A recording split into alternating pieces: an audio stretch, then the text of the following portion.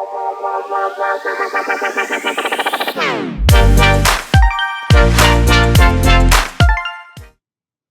right, guys, welcome back. We're gonna be man down today because Ethan is sick, so it's just gonna be me and Joseph today.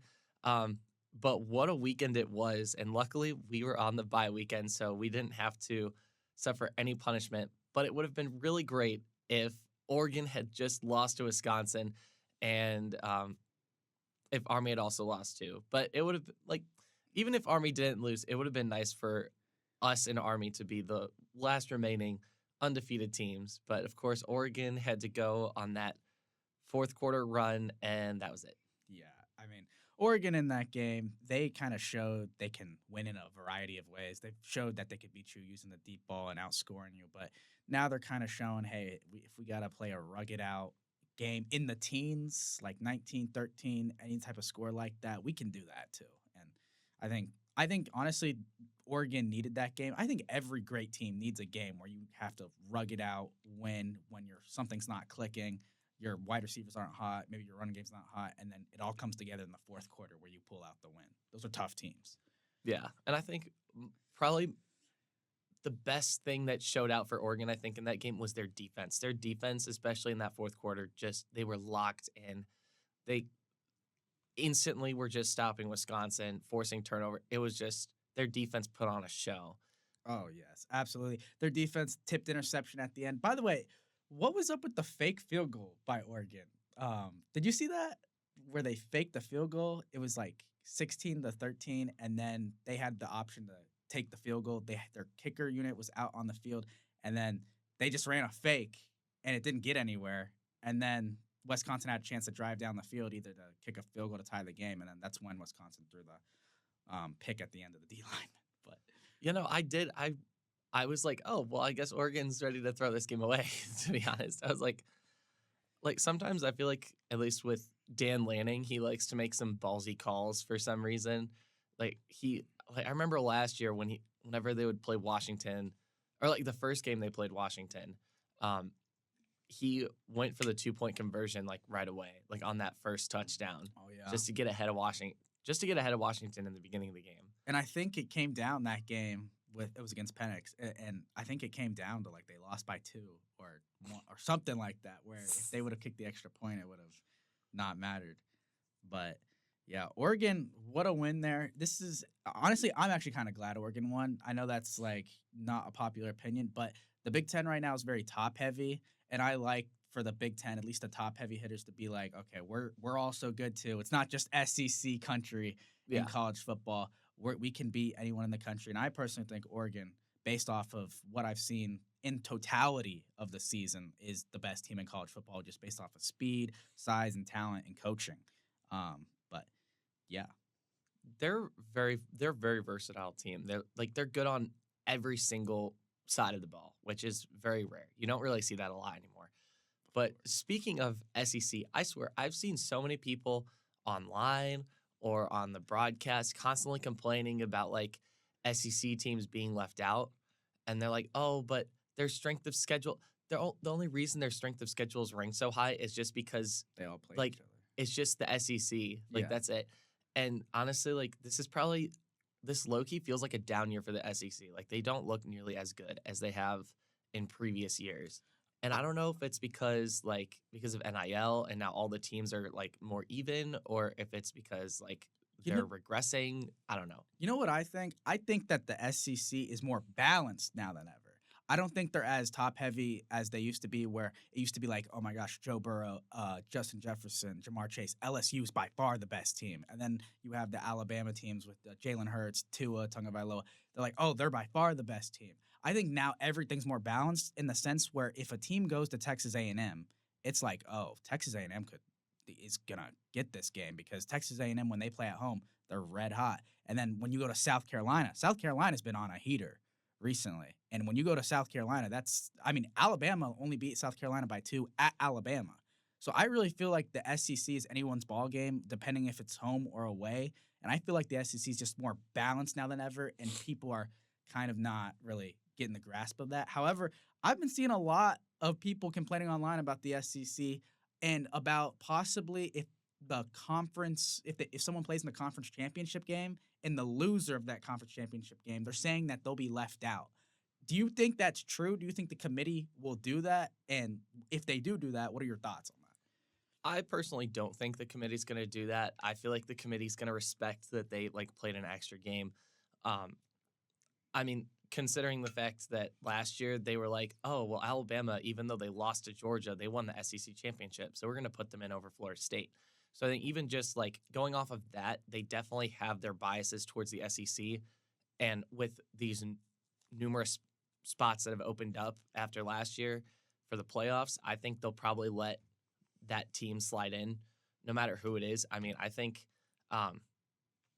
they're definitely like the committee definitely has a bias toward the SEC, but it's not the bias necessarily right now that people online or people like on the broadcast want, especially at ESPN. They love their SEC teams because they're like they broadcast their games. Yeah. So like they make more money when SEC teams like win. I mean, same thing with Fox at Big Ten. Like Fox is going to have a little bit of a bias towards Big Ten because they broadcast our games. So they like are going to want more money because if Big Ten teams makes the playoffs, they get to broadcast those games. But yeah, I think we could very well see the Big 12 being shut out because of this almost in a way. I mean, we kind of saw it in the rankings with the college football playoff. They have Boise State at that 4 spot, and I think they have BYU at the 12 right now, like that 5th bye. Or not really bye, but like that 5th guaranteed spot to get in. Yeah. Yeah, because if you're ranked, how it works is they explained it again last night. Some people are confused.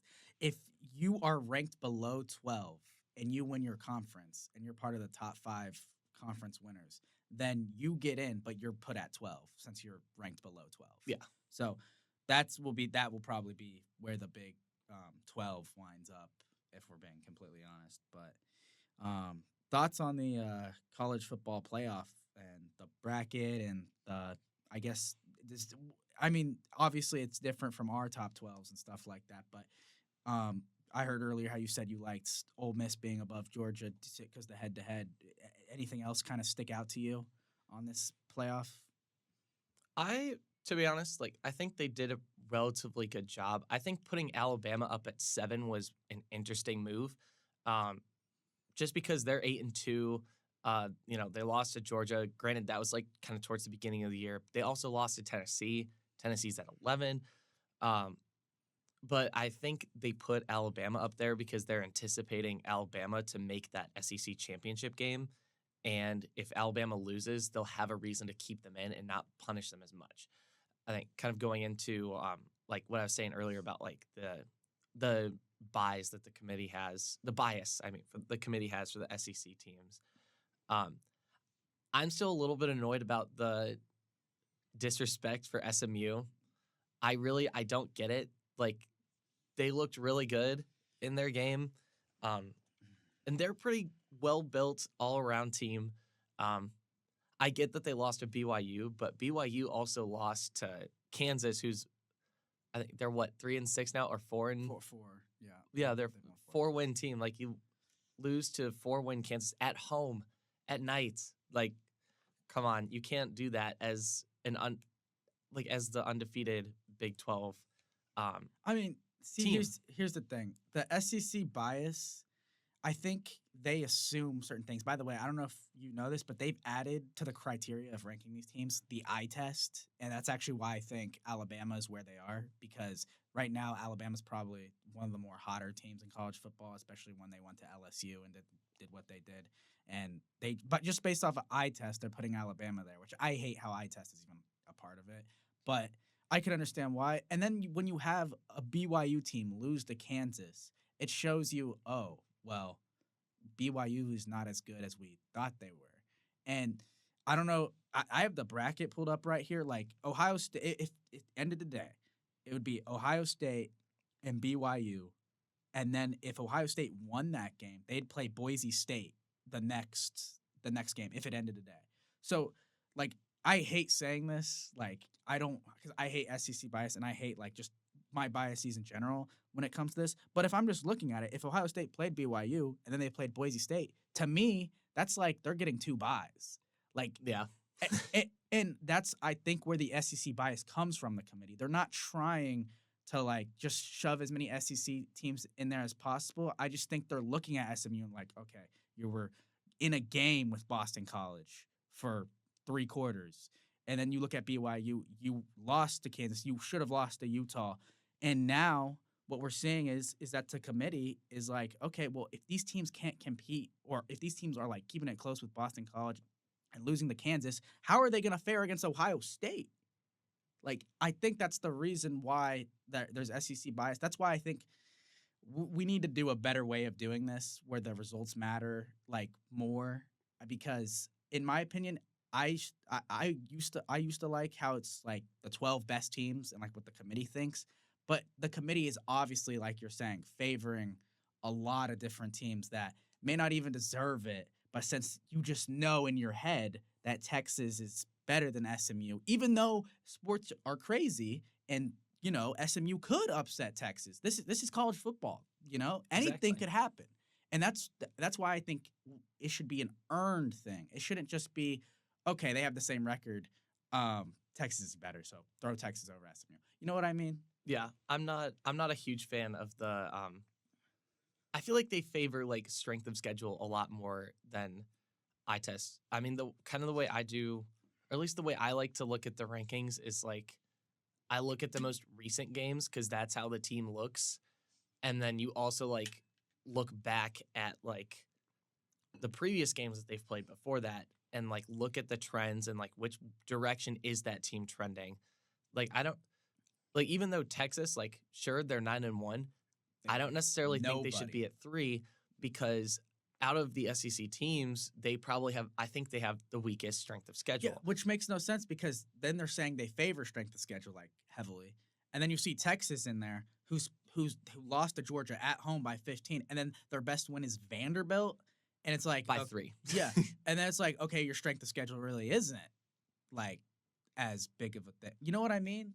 Like that Texas at 3 is just the committee saying we think Texas is better than IU. We think Texas is better than Penn State. Like when you have them ranked above those teams. What are your thoughts on? Because this kind of was interesting to me. What are your thoughts on Miami at 8?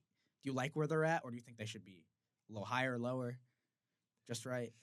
I mean, I don't really know where else exactly to put them. To be fair, I think they probably should be lower. If anything, they should be lower than SMU because I think like SMU lost to BYU, which is a much like. I mean, I hate like going into quality losses, but like, like they played it close with BYU at the beginning of the year. Like that's a pretty good loss to have on your resume, considering BYU was undefeated for most of the year. And then you've got Miami, who lost to Georgia Tech, who's an unranked team. And what is Georgia Tech's record right now? I don't think they have too great of a. They're 4-3 in conference, and they're 6-4 overall. So, yeah, Georgia Tech. I think you probably could put Ole Miss, Georgia, and Tennessee above Miami because of that. Because that's a pretty bad loss to have. I mean, granted, At least Ole Miss it was did to a lose to bowl Kentucky, eligible yeah. team. It's not like you lose to Kansas. I mean, I hate dogging on Kansas like that. They have been pretty hot, but at the end of the day, like I knew BYU just was on borrowed time. Like that's why I was like crushing them last week. I was probably a little too much last week, to be honest. But I knew like what I saw from them in Utah and how their offense was being stagnant when it like really mattered most. And then the holding call unlocked it, and that's how they beat Utah. I just knew that one of these games that a team that's red hot like Kansas could come in and beat like a BYU, which I think was so great about college football is any team can come in and say, hey, we're red hot right now. Like a South Carolina can go in and beat Alabama if they're at home. And it really is anyone's day in college football right now. And that's what I like about this sport. It's so unpredictable. And that's why I think it should be earned on the field rather than just people saying, we think this team's better. Yeah. I think something else that was interesting to me about the rankings was there's some people that have been talking about like a chaos scenario where Army beats Notre Dame and then wins the AAC. Boise State wins the Mountain West. with Army's win over Notre Dame, it would be assumed that they would jump Colorado. So some people are saying this would be a way to completely just block the Big 12 from even being in the playoffs. That's Like, would be crazy. Well, what do you think about that? I have to ask. Listen, I know Ethan was big on Army G5 school getting in there. I personally think that'd be ridiculous. But obviously, if they're undefeated, if Army's undefeated, then what can you do? Because then they did earn it. And then everything I would say, now I'm turning my back on Army, it's kind of hypocritical. So if Army does go undefeated and they do beat Notre Dame in a pretty convincing fashion, or if they just beat Notre Dame, and they take care of business, then I guess I wouldn't mind it because they are undefeated. And at the end of the day, let's say if Colorado wins the Big 12, they'd have 2 losses versus an Army 0-loss team if they were to go undefeated. However, I do think Army, because listen, everyone was saying that Navy was going to upset Notre Dame, and I've watched Notre Dame's film a lot. I just don't see how they lose. Notre Dame loses to teams that can do it both ways. Army's gonna run the ball, obviously the triple option. They're trying to pull all the tricks, and Notre Dame's kind of a team, especially historically against Army and Navy, where if you do that, they're gonna stop you. And I'm just not as on big as that scenario being likely, I think, as everyone else is. But people want to dog on Notre Dame because, they blew that game to NIU. And that's the worst loss in college football. Worst loss at home to that team this year by far. But I do think Notre Dame, ever since that game, has been definitely an upper echelon team against the competition they've faced. Again, their strength of schedule is awful. And I think they will take care of business, hopefully, against Army. So we don't have all that chaos. And I do want to see a Big 12 team get in. Yeah, no, so do I. Especially the way that, Colorado and Arizona State have been playing these past few weeks. I really think that they deserve a spot in. Agreed. I think I kind of want to go right into the rankings, at least our own rankings, because something that I have completely different from the college football playoff bracket is I have Texas A&M in the top 12. Okay. I've got them and SMU. I have them and SMU in the top 12. Okay. Which is obviously not what the committee put down.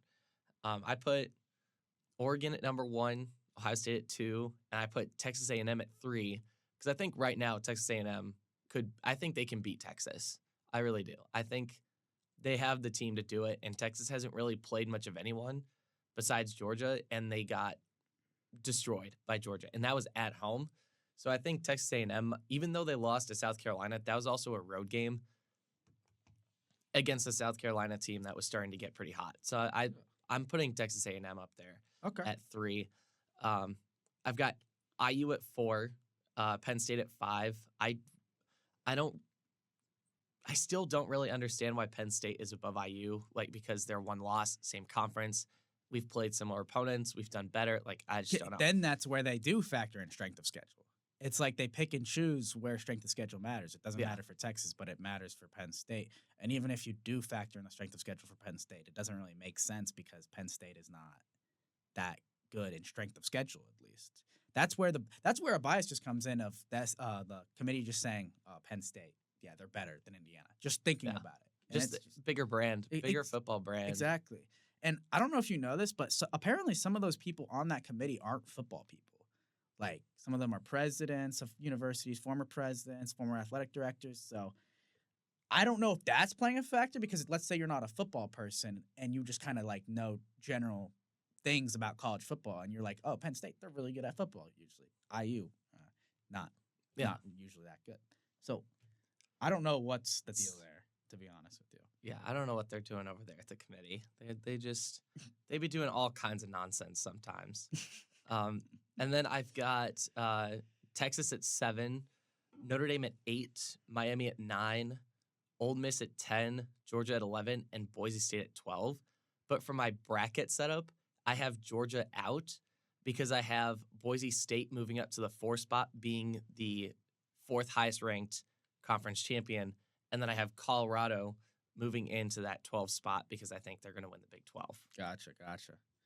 Okay. So Georgia would be first team out. Yeah. Well, so if let's say, okay, how about this? Let's say Georgia makes the SEC championship, right? And it's honest, it kind of seems like that would happen in this scenario. And they lose in that SEC championship. Do you think that would be holding them out, or did you already kind of have Georgia out like last week? Can't remember off the top of my head.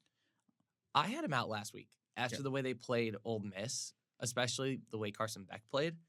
Did not really like the way he played. I mean, he played pretty well against Tennessee, but like Tennessee also is just kind of they're not a bad team. They're just so up and down. They're so up and down. Like there's just not a lot of consistency there. So beating Tennessee it doesn't change anything for you, like, right? Not as much. Not as much as like you would think. I mean, it wasn't a bad win or anything. Like that's part of the reason why I even have like Georgia in my top 12 in the first place, because I didn't even have them in my top 12 last week after the way they played Ole Miss. Yeah. But I mean, I feel like they could maybe make it to the SEC championship, but they need some things to happen for them, which is part of the reason why I have them like below Bama and below Ole Miss. Like, I mean, obviously I have them below Ole Miss because of that head-to-head, but I have them below Bama because – oh, wait, no, I don't even have Bama on my thing. Below Texas, I mean, because I like Texas's one loss in the SEC to Georgia, like, but because it's one loss, they're still probably going to make it to the SEC championship unless they lose to Texas A&M. Gotcha. And even then, I don't think Texas is going to get punished as much for losing to Texas A&M. Yeah. You know what? I could see it. I'll go ahead and get into my top 12. Now, see, my top 12, I kind of refer to it as a rich tapestry. Now, this does have bias, okay? And I will be like, okay, I just think this team is better. I'm allowed to do that because I'm not the CFP committee like that actually has an oath. I'm pretty sure they have an oath that they take to not have bias. So I'm allowed to have bias in this. So I have Oregon at 1, Texas at 2. That's probably like a hot take, and we probably disagree on that. And that's just for me, I just see them, and I'm just like, okay, I think they're one of the best teams in college football. When they play against weaker teams, they blow them out. When they play against mid-level teams, they take care of business. The only team they didn't take care of business of was Georgia, but I think they played their worst game of the season there. But that's just something where I just feel like that is bias right there, where I just feel like Texas is a better team, and I'll admit that. At least I can admit that. But Ohio State at 3, Indiana at 4. I accidentally have Tennessee in here. I'm gonna remove them. Penn State at 5. Notre Dame at 6, Alabama at 7, Ole Miss at 8, Georgia at 9, Miami at 10, Colorado at 11, and then Boise State at 12. But that right there, like kind of the back half of my teams, like Miami and Colorado, I view them as they can get hot any day of the week. And their offenses could really carry them to maybe not a championship, but could definitely upset a team in the college football playoff just based off of pure like offense. Like at least moving into the next round. Of course. But I mean, Boise State going in just because, I think they would take care of business, win their conference, so they'll be probably ranked 12. I really don't like having Penn State in the top 5, but at the end of the day, it's kind of like them or an SEC team that I know doesn't really deserve it. Yeah. And I'll just take one of the Big Ten teams for now before they prove me wrong. Because I know Penn State will prove me wrong. But as of right now, those are my rankings. But yeah. I think one of the reasons why I had Texas so low, at least in comparison to your bracket, was because of the Arkansas game. I feel like they should have won that game by more. Oh, yeah. They look sluggish. It was not a pretty game for them. And, it's kind of eye test a little bit, but, even though they won, it's, partially the eye test. It's, you think about, how they're going to then play against, tougher teams like A&M in the future, Yep. At Texas A&M, so you have Texas A&M pretty high. So what do you think? I guess looking ahead, you don't have to make a prediction if you don't want to. But you like Texas A&M's chances at Texas A&M against Texas? Yes, I do. I do like their chances. I feel like, at least in comparison to other SEC teams, they're kind of like how Oregon is. Like, I feel like they're very balanced on just all sides of the ball. I mean, I don't think they're as good as like Oregon, but I think in comparison to the other SEC teams, where like there's obvious flaws or like holes in their defense or just something missing on offense, like Texas A&M doesn't really have that, I don't think. And I feel like the rest of their schedule kind of fares in their favor. I mean, they have a pretty easy game this week. I'm pretty sure it's well, no, yeah, it's against Auburn. Auburn. And Auburn, well, I mean, it's Auburn. They have been so bad this year. That's pretty much all I can say about Auburn. And then after that, they play Texas, but it's gonna be a home game against Texas. And Texas A&M Stadium is like the biggest. I think it's the biggest stadium in college football. Is it not? Yeah, it's like ranked like top 3 in Stadium Pulse on NCAA football.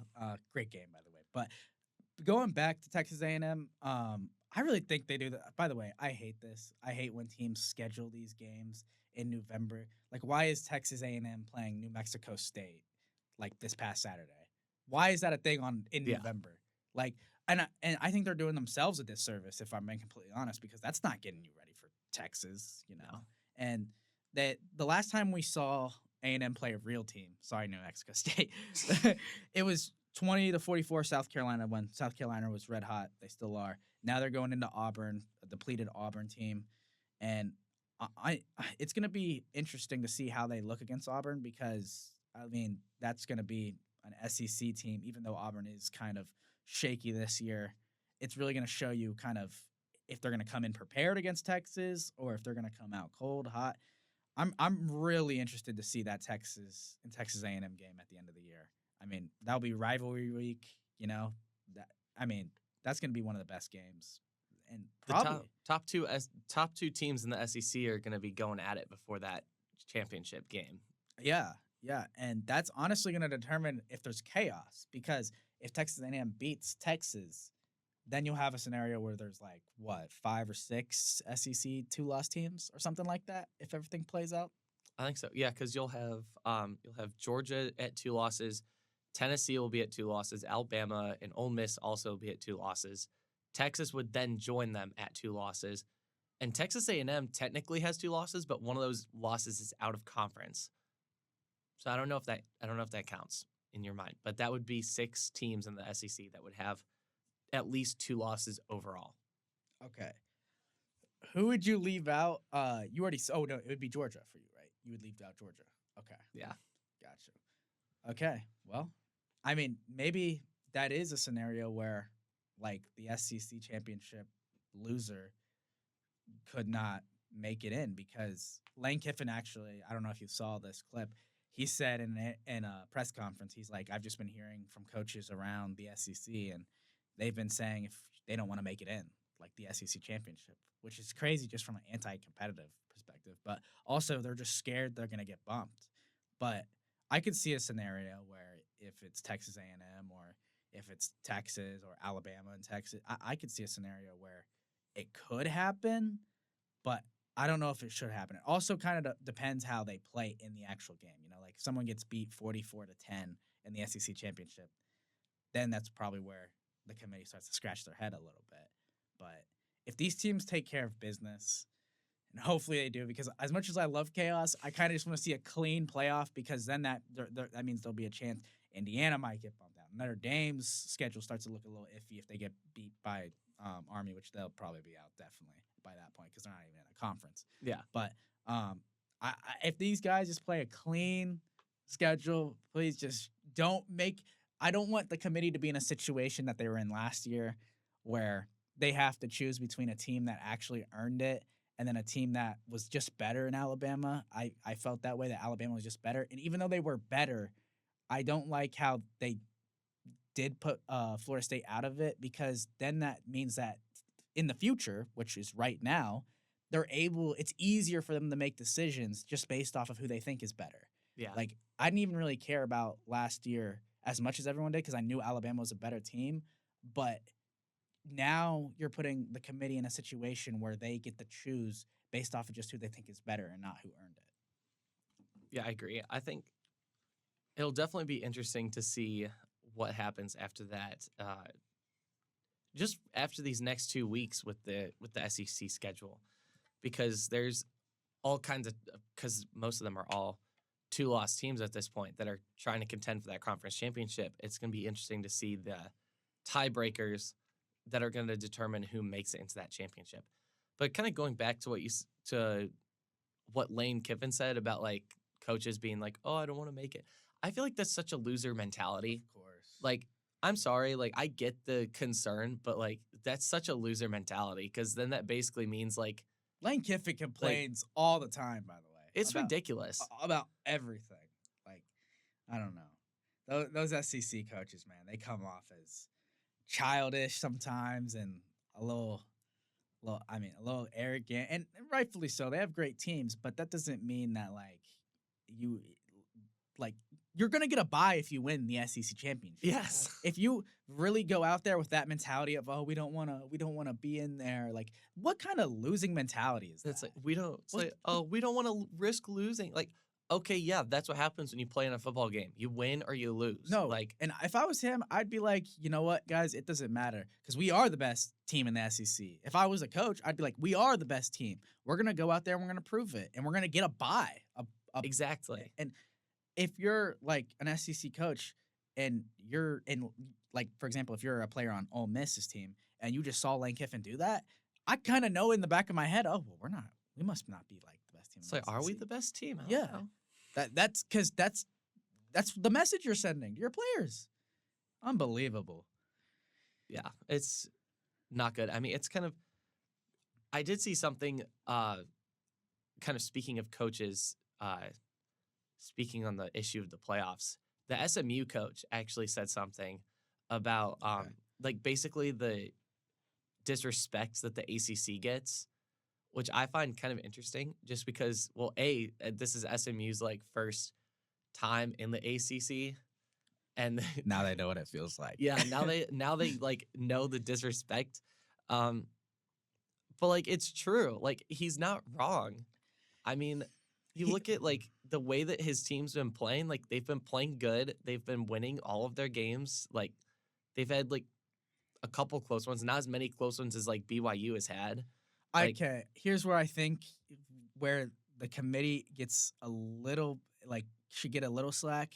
The problem with teams like SMU and Clemson and even Miami is that they don't leave doubt, or they leave doubt. Like when IU beats a Michigan State team 47-10, for example, they leave no doubt that they were better than Michigan State. Yeah. When Miami plays a California team and they're down by 18 in the fourth quarter and they barely win at the end, probably on some lucky holding calls and hands to the face calls, and then they should have lost to Virginia Tech on a Hail Mary that gets called back earlier in the season, then you're kind of like, okay, I don't know if Miami even should have won that game.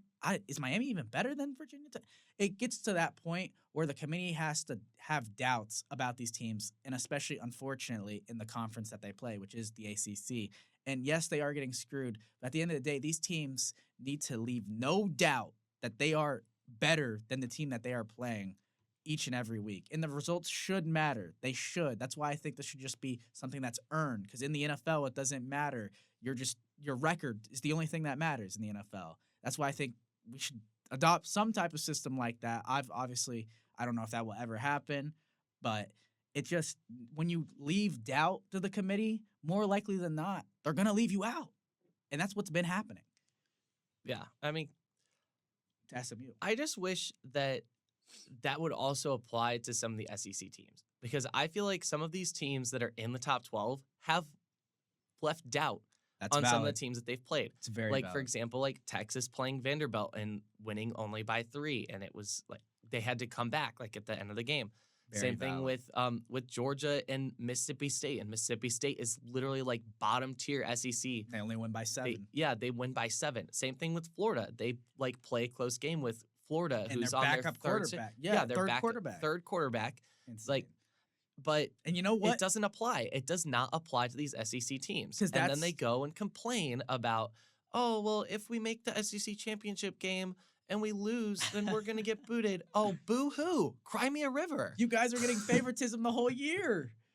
You guys are getting favoritism the whole year. Your conference, what they're basically saying is, even if you leaved out in a conference game, they're still going to rank you high. Yes. That's the difference between you and the ACC or you and the Big Ten. Like, unbelievable, man. I just, the SEC, the bias will start to come out, and I think we just got to accept it. And at the end of the day, let's just hope whoever they leave out, because there's always someone that's going to be left out. It's the top 12, so that means the top or the 13th team is going to be talked about. Someone always ends up getting. Yeah, and they're going to be mad. Of course. But my hope, I think, best case scenario, we have Big Ten teams taking over hosting all of those home playoff games. And we'll see how these SEC teams fare in playing in the gruesome snowy weather that is the Big Ten. They'll get to really experience Big Ten football. Not really like Alabama going to LA or to Pasadena to play Michigan in the Rose Bowl. You're not really experiencing Big Ten football that way. and even Michigan there's no beat snow. them. And Michigan still won. Yeah. That was a great game. So I just want to ask you, because I am actually interested on your answer on this. Ole Miss would be at IU if the schedules ended today. I just want to go through some of these kind of college football playoff games. Let's say it was snowing. Let's say it was cold. Let's say Ole Miss isn't really used to that, right? No. So how would you think that game would go? Just based off of what we've seen from this year from both teams. It's so hard because their resumes are so different. They've played vastly different teams, but how would you think that game would go? It's so hard to say, especially with Ole Miss, because they've had great wins. They beat Georgia by a lot, but at the same time, they've also lost to Kentucky. And it's at least with Ole Miss, it's kind of hard to pinpoint where they're at. Granted, the loss was kind of close to the beginning of the year, and the big win was 2 weeks ago. But still, it's kind of hard to figure out where they'd be, especially because most of their games are in the South and in the warm weather.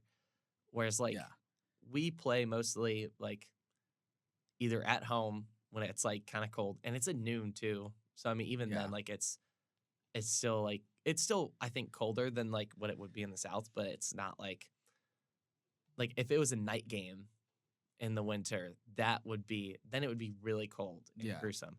But who would you pick, just straight up? Who do you think is a better team? And if it was at IU based on this projection? Honestly, this might sound crazy just because, it might also sound biased, but I think we could pull out a win. I think we could maybe pull out a win. I feel like home games, for us, have gone up to a completely different level than we've seen before. Oh my gosh! And since it would be our first home playoff game, the stands, Memorial Stadium, is going to be packed.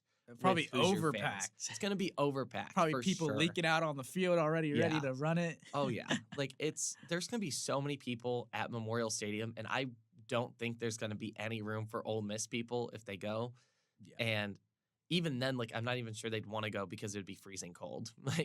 I don't even think they'd be able to handle that.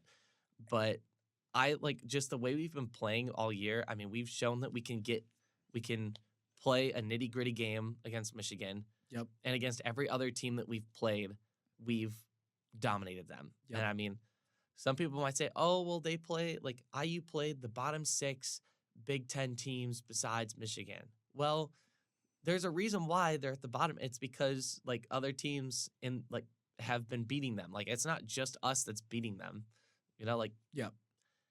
And they weren't that before. When we had our schedule, they definitely were not bottom tier Big Ten teams. UCLA was pretty good in the Pac-12. USC was good in the Pac-12. Washington was pretty good in the Pac-12. Hell, Washington literally was national runners up. They were good. And Oregon obviously is also really good. So we had like some new additions that made it tougher. And obviously, like we were going to be going up against like last year's national champions in Ohio State. Like our schedule was going to be one of the toughest schedules like in college football.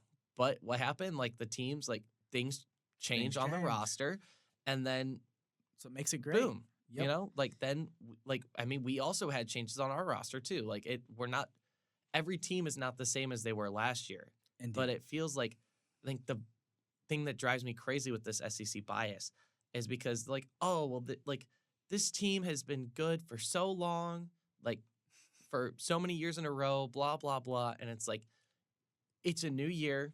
Like you don't know what is going to happen with these rosters, and that's one of the great things about this 12-team playoff is we actually get to see, like we're actually going to be able to get to see what happens. Yep. And I think, like like I said earlier, like we've shown that we can play a nitty gritty game against a team that has, like good offensive and defensive lines. Like we can win at the line of scrimmage, and in the end, that's what it takes to win, like big close football games.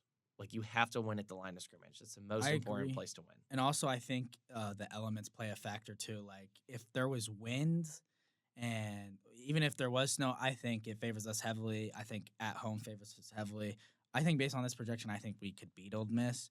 I think if this was played on a neutral field, it'd be very different. And I feel like Old Miss would have the advantage just because Jackson Dart would be able to go ahead and free roam, won't have anything to worry about with winds or anything like that. And I do think their defensive line, they showed that they could get to Carson Beck's and Georgia has a really good offensive line just based off of talent. They're not as good this year by the numbers, but just based off of talent, they're really good. And I feel like on a neutral site, we'd probably be depleted, and I think everything would kind of go out the window and Old Miss would beat us. But at home, with the wind going crazy, with the fans going crazy, the snow, it would be the perfect storm for us to beat them. And I think we would beat them based on this projection.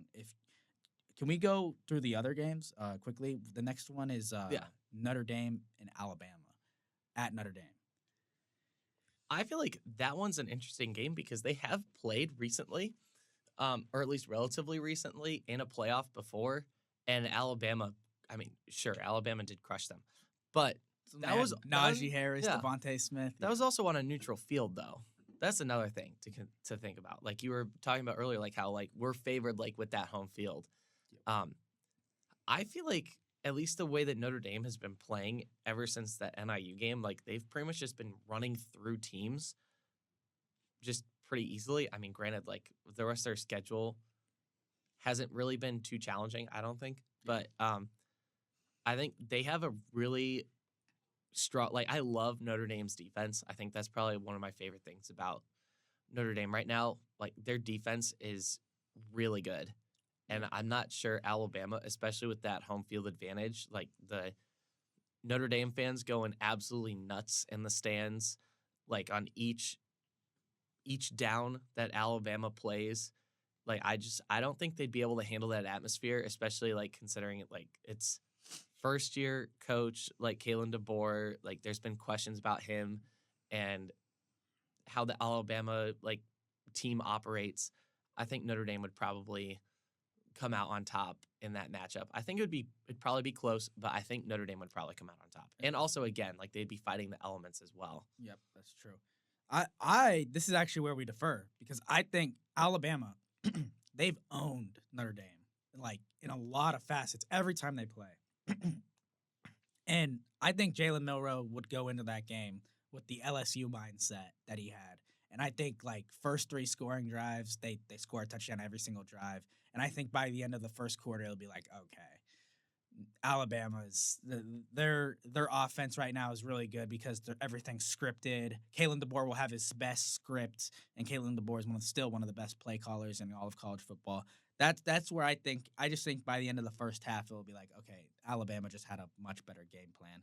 And no offense to Riley Leonard, but I just don't think that he has the it factor other than his legs. I really like his run game, but I just don't. When it comes to throwing the ball, I think Alabama would just be like, all right, let's contain this guy trying to run, and if he beats us with his arm, he beats us with his arm. and I just don't think Riley Leonard would be able to do that in that game. Next one is BYU and Ohio State at Ohio State. Yeah, I feel like this is a no-brainer. I think Ohio State crushes them. I mean, Agreed. BYU might get lucky for some reason, obviously, because it's college football. But like, Yeah. I mean, just after the way they played against Kansas, I mean, no shade to Kansas or anything, but like BYU, I thought they were the better all-around team going into that game against Kansas, but Kansas came through and they played better and they played harder than BYU and ended up getting the win. And I think BYU going up against this Ohio State team, I'm not sure they would be able to fare too well against them. Yep. Especially at Columbus. Oh yeah. Like I don't think In that toilet. BYU would be able to handle it. Yeah, the toilet bowl. Listen, BYU and Boise State play, like, based on this projection, play an important role. It could end up being Colorado instead of BYU. But they play an important role because they're going to show what it looks like versus an SEC team or what it looks like versus a powerhouse like Ohio State. And they play an important role because if they get crushed, they're going to change this college football playoff around because it will be like, okay, we're giving a bid to someone that's getting crushed to a powerhouse. Now we're just going to rank them based off the teams we think are the best. And in doing so, the CFP committee would probably be right in doing that just because, like BYU, if they win out the rest of their games and they end up playing Ohio State and getting crushed, then it's like, okay, well, now we have the skewed vision on this team. But I do agree with you. I think Ohio State would beat BYU pretty handily. I think BYU would keep it close for a half. Or this would be the thing where I think happens with Notre Dame. Like, Ohio State just scores first 4 drives, and it's like not even looking back. Yeah. But BYU and Boise State, important games. Like, I hope they bring their A game. I hope they make it close. I hope they make it competitive. Next game would be Georgia at Penn State with probably a whiteout. Probably a whiteout. This one's kind of tricky. I mean, I almost want to just say Georgia just because Penn State, like, I mean, James Franklin doesn't really shine in those moments. But at the same time, though, like, these teams never play. Yeah, they never play each other. So it's like, kind of like going back to like IU Ole Miss. Like, you never ever see those two teams play each other, like, ever. Like, I've never remembered them ever playing each other. It'll be cold in my lifetime. Very cold. Penn State will at least have the home field advantage and the elements, like, kind of in their favor. I mean, Georgia has shown, like, in the past few games, like, I mean, those games have been on the road. Yeah. Georgia kind of struggles on the road a little bit. Yep. So I feel like that one will be, like, I think that would be like a 3-point game. Yeah. I think it'd be really close. I hope Penn State wins. Just, Big Ten supremacy. I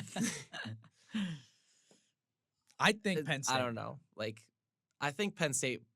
I think they could maybe eke it out. I think they could squeak a win. See, here's the thing: James Franklin is, like, in his own head when it comes to playing teams like Ohio State and stuff like that. Teams like Georgia, he doesn't know what he doesn't know. He doesn't know Georgia like that. Georgia doesn't live rent free in his head. Yeah. You know? I think Penn State could win it. However, I will say this: Penn State in big games, needs to get the ball to Tyler Warren, the best tight end. They did not give the ball to Tyler Warren nearly enough in that Ohio State game. That was so frustrating. Agreed. If they give the ball to Tyler Warren and they make it a focus, like, hey, this is our best player. Nick Singleton is our Saquon Barkley type back. Like, let's favor these two players. Let's run the ball. Let's get sacks on Carson Beck, which this Penn State team could get sacks on Carson Beck. And the way Georgia's offensive line has been playing up until that last game, it's definitely shaky. And with a wideout, I actually would take Penn State in this game. I think Carson Beck would give you a couple interceptions as well. Oh, yeah. I mean, considering the fact that Will Howard, like, gave an interception up in the first play of the game, or at least the first play that Ohio State had for their offense, give up a pick 6. Yep. Just right out the gate. I mean. And football's a game of matchups, Like, that Georgia won't be able to run the ball against Penn State as effectively, and that you're saying, Carson Beck, we need you, just you, to go win the game. I don't know if he's capable of that. No. based off of what we've seen this year. At Penn State, that'd be a really tough place to play. But yeah, those would be all the games. Everything else is a bye. Oregon's a bye. Texas is a bye. Miami's a bye, and then Boise State's a bye. Hopefully they win their bye weeks. If it was Nebraska in there, they'd lose their bye week. Or Florida State. Oh my God. Don't even. Florida State's so bad. All right, I think we also, so the only thing I don't think we haven't gotten to yet was the upsets. Mhm. I know, like, both of us, like, I think I picked the Arizona State game as my upset. I think it was Arizona State versus Kansas State. I picked Arizona State, and Arizona State won. You picked the BYU Kansas game, Yep. and Kansas won. Unfortunately for Ethan, he did not get his Boise State, San Jose State upset. Well, they just RIP. handed the ball off to Yeah. Ashton 35 times and said, "Win us the game." It was close in the first half though, but then they Yeah. kind of ran away with it. This week, I feel like the pickings are they're a little slim. I'm not really sure if IU Ohio State would count as an upset just because it's a top 5 matchup. I kind of like Well, at least like with Ohio State's upsets. favored though by 12.5. Yeah, true. No one thinks we I can don't know. win. I've read all the comments. Everyone is saying the same thing. There's not a chance. No chance. Ohio State by 24. I've seen every comment out there. There's no way we win this game. That's what they're saying. Maybe we can consider that an upset. I don't know. I mean, I think it's kind of funny that people are like constantly saying that stuff about like, oh, we're gonna lose by 24 or whatever. Like, they do realize that, like, I'm sure the players read that stuff, and that Oh, yeah. probably just gets them more fired bulletin up. board Like, material. Yep. Like, they're gonna look at it and they're gonna get fired up. Like, I really think I feel like we could. I think we could win that game. I mean, ESPN had us at like 28.3% or something for a chance to win. I think that's a lot higher than people would think. Yep. I feel like just especially the way that they've been chatting online, like they're like talking about like it. I mean, the way they've been talking about it, the chance seems like non-existent. No, Like, yeah. but like 28%. They're talking about, decent. IU, they need to keep it close to make the college football playoff. That's what they're talking. That's the conversation right now. It's not about Mhm. us winning the game. They're talking about us being within 14 points to make sure we secure our spot. So that's the conversation. That's what they want to talk about, and that's all right. This is exactly where you want to be because they don't see you coming. They underestimate you. They're undervaluing you as a team, and I think this plays right into us. If I'm being completely It honest. plays into our hands. And I mean, also, the game itself is kind of at our advantage as well because, I mean, sure, like it's at Ohio State, but also it's at noon. It's at noon. And from what I've heard, like, I mean, I saw a post on Ohio State's Barstool that they're like, we need everybody up, blah, blah, blah. And I've seen some people, like, another thing that I've seen online is people talking about how the Ohio State, like, home crowd has been a little, like, Yeah. little snoozles. We're Ohio State. We So- walk in there, we win, we show up. It's Ohio State. We win that game just because of our brand. That's their mentality over there.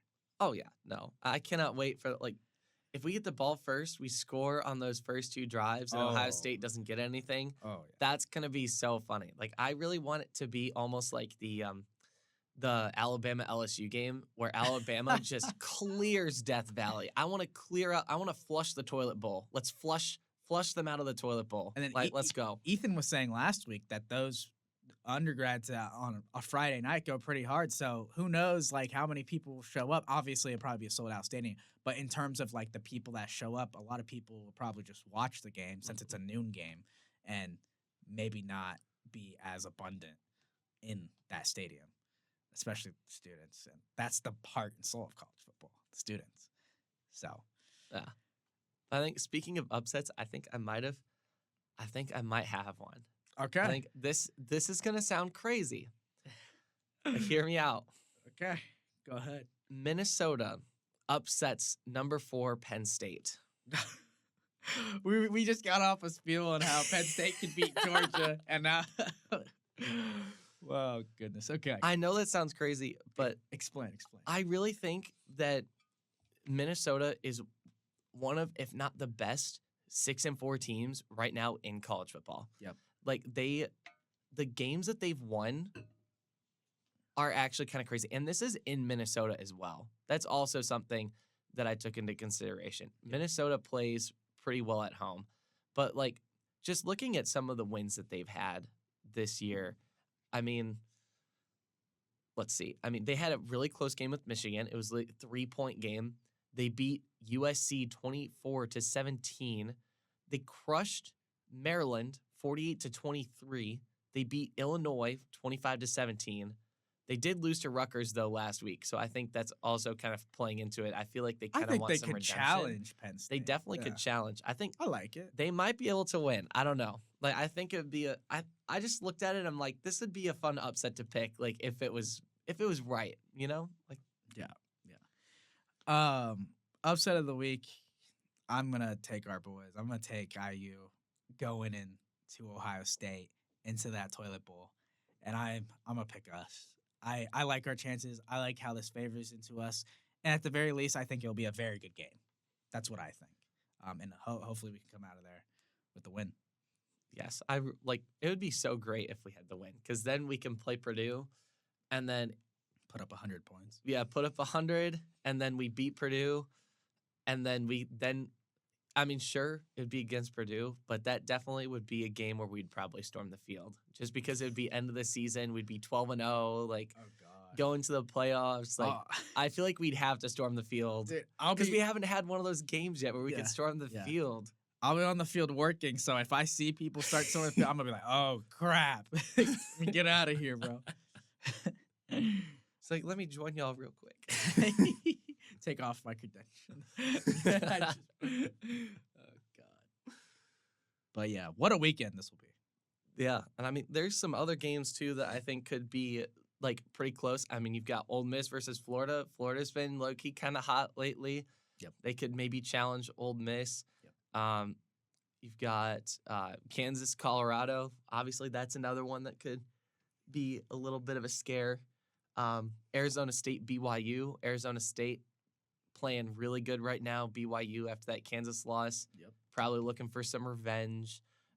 Kentucky, Texas, I think could be a pretty interesting one as well. I was thinking about maybe picking that one as my upset of the week, possibly. Kentucky honestly probably will hold strong with them, just like they hold strong with Georgia. I like Kentucky's defense. I mean, sure, like they haven't really won that many games, but I mean, they did beat Ole Miss, and like as one of the games that they did win, and their defense has always like held teams to pretty low amounts of points. Yeah. Iowa State, Utah also could be. I think that's probably the last one that I think could probably be a possible upset or like an interesting game to watch. Yeah. Because Utah is like trying to play spoiler. Yeah. Granted, actually, Iowa State's pretty much out already. But you know, I like actually BYU's chances against Arizona State. I feel like they'll rebound pretty good. Is that maybe a wake up call at home? It's at Arizona State. Oh, I don't know. I just have a weird. I don't know. Sometimes I look at these things and I just get a weird feeling, and I'm like, well, maybe BYU will like kind of show that they belong after kind of playing around the last couple weeks, you know. But I don't know. See, Arizona State at home, they're tough. They're tough. Yeah, no, I mean, I remember a few weeks ago when Iowa State lost their first game, and I was like, oh, they'll probably bounce back, but then they ended up losing again. They lost to that second game was against Kansas. Yep. And then they got crushed. So I mean, you never know. But you like Colorado at Kansas this week? Kansas is pretty hot. I don't know. Colorado's also really hot. And I know it's so hard to pick between like two teams that are hot. Like I think it'll definitely be a good game. Like for sure, it'll be close probably. And I'd say Colorado's been playing against like recently like Utah. I feel like as an overall team, just based off of talent on the field, I feel like Utah has a better offensive line and a better defensive line. Like they had the best defense in the Big 12. Utah did, and then Colorado doesn't even play their best game, and Colorado drops 49 on them. And they're not playing at their best. Like, they're still making mistakes on the offensive line, and they're not running the ball well. They're probably not going to run the ball well this year. But 49 points is 49 points. And I don't care how bad of a defense you have and Colorado does have a bad defense, if you have like the best cornerback in the nation and Travis Hunter or a top 2 cornerback in the nation, your defense will be able to withstand your offense scoring 49 points. So, I don't know. That's why I actually like Colorado to win the Big 12.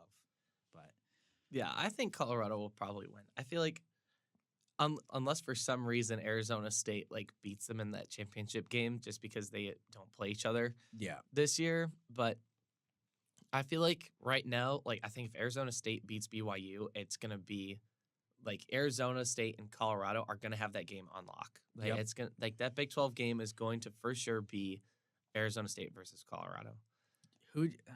well, this is probably early, but who would you like in that game? Like, who would you kind of favor towards? I mean, I honestly Colorado. Yeah.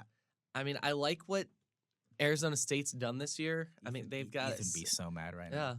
I mean, they've got second-year head coach. Like what he's been doing with this Arizona State team, I think is incredible. But I don't think it's going to be enough against the roster and just the talent that Colorado brings. Like I feel like their offense is going to be too much. Yeah. And Colorado actually went to Arizona State last year. And I mean, both teams were not the same. It's a totally different year. But it's funny that they went to Arizona State last year and beat them at Arizona State. And that was when probably Colorado will be at its weakest they'll ever be. Yeah. You know, I think right now the only 2 conferences like after this weekend that will still be in chaos are the SEC and the ACC. Yep. I mean, the ACC is a little less chaotic than the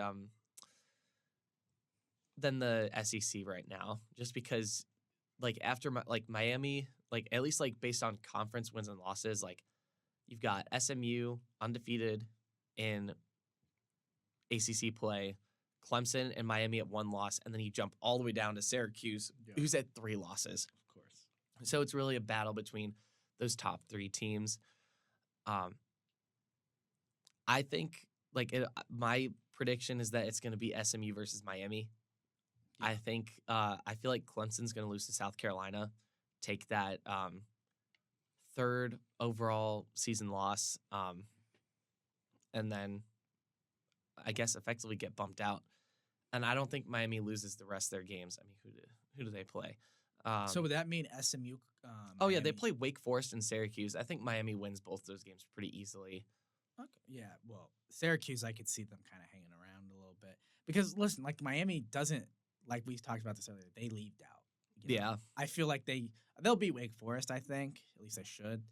But Syracuse, I could see Syracuse kind of getting in there a little bit and maybe causing some problems. I don't know if they'll beat them, but that would definitely be a closer game than Wake Forest. But at the end of the day, this all comes down to how Cam Ward plays. And when you rely on one player, it's tough, man. Yep. It's tough. I don't know if Miami will be as strong next year without a quarterback of his caliber. Yeah, I don't know. I don't even know who their backups are. I don't think I've seen them play. So I can't even speak to that. Because they can't play because every game is close. It's ridiculous. Miami's a great team based off of what we've seen this year, but just letting teams stay in games. Like this is a great quote, is like, good teams win, great teams cover. And I know that's a joke, like, for betting stuff, but like, seriously, like, it's true. If you cover and you show like, hey, we don't let teams hang around, we take care of business, and we show like we are the best team, like, it's different. And Miami's not showed that. Yeah. I mean, also, I think just one thing to end on, just that I've been thinking about, just looking at these ACC rankings and like where SMU was,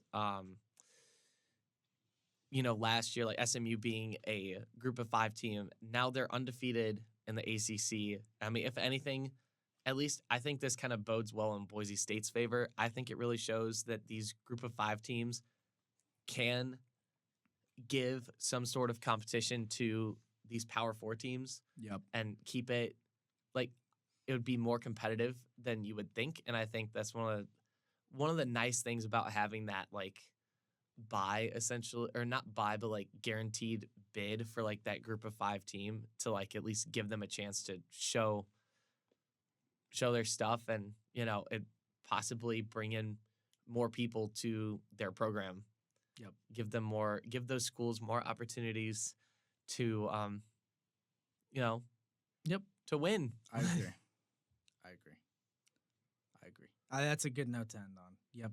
Just give an opportunity. Yes. With that, we've got Thanksgiving break next weekend. Or next week. Wow. I guess it is like a weekend. But we're not going to be here because we're going to be gone. And then, so then I guess after break, we'll see you guys then. And that'll be, I guess we'd just be reacting pretty much to the end of the regular season because that would be the end of the regular season. Yep. It's all coming up fast. Yeah. It's about to get crazy. It's wild. I can't even believe it. Like I think it's also kind of good that we like looked into the future, like for like some of the stuff, just because, I mean, we're not going to be here next week. Yeah. So, I mean, I don't know. A lot of things can change in 2 weeks. A lot of things could change in a week. Yeah, I was going to say a lot of things can change in 1 week. I mean, for me, a lot of things can change in one day because you told me earlier like that the Ohio State center is out for the whole year, and that's going to completely change. I think it's going to change the outcome of the Ohio State-Indiana game. Yeah. I think, we had been talking about how important it is to win on the line of scrimmage. Center is on the line of scrimmage, so center's the guy that's calling out the mic, helping out the quarterback. You have to have a rapport with your quarterback on how you snap the ball. I know this stuff sounds silly, but trust me, it means a lot. If you have a snap over the head or if you have a snap that is bobbled, 1 second matters in this sport a lot. And I don't know if you remember the Michigan and Alabama college football playoff game last year, but that center kept snapping it over Jalen Milroe's head. Like, this stuff matters. So, yep. It's going to be crazy. Like, things can they change on a whim in this sport. They change on a whim. But yeah, we'll see you guys in a couple weeks. Have a good Thanksgiving, and I guess don't gain too much weight for Thanksgiving. Unless you're bulking. If you're bulking, then sure, go for it. But, stay healthy. Yeah, just stay healthy. And stay safe. And safe driving and safe travels.